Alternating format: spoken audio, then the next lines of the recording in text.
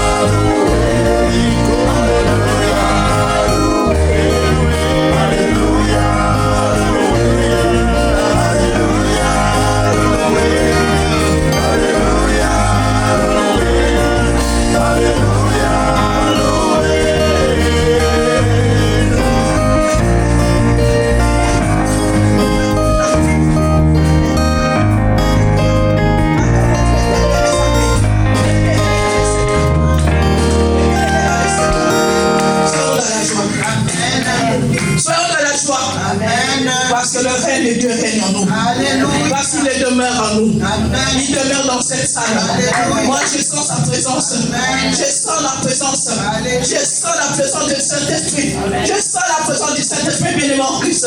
Oh, mes bien-aimés en Christ. Nous sommes dans la joie.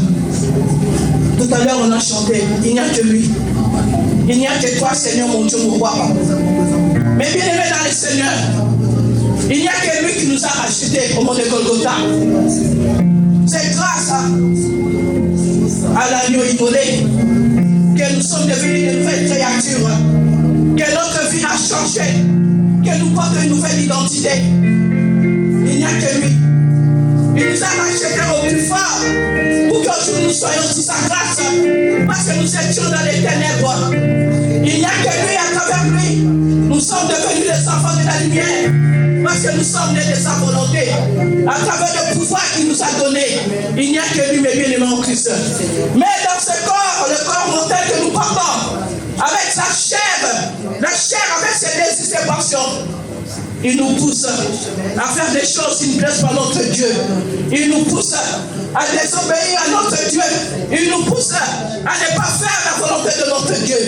Mais comme notre Dieu, il est riche en bonté, là en la colère. Parce que nous voulons vraiment sentir sa présence en nous. Parce que nous voulons vraiment demeurer en nous. Nous voulons vraiment qu'il règne en nous. Alors nous allons demander pardon à notre Dieu. Même si nous sommes condamnés, mais la chair que nous portons, il fait défaut. Il nous pousse à ne pas faire ce qui est bien pour notre Dieu. Alors pour que sa main ne soit pas sur nos frères, nous allons lui demander pardon. Pour que lorsque nous allons lui adresser nos prières, nos requêtes, que nos prières soient exaucées. Demandons pardon à notre Dieu. Oh Seigneur, mon Dieu, mon pardon. Je veux auprès de toi, Seigneur. Je reconnais, Seigneur. Je ne suis pas parfait devant toi, Seigneur. Je reconnais, Seigneur. Que je ne connais toi, Seigneur. Je reconnais, Seigneur.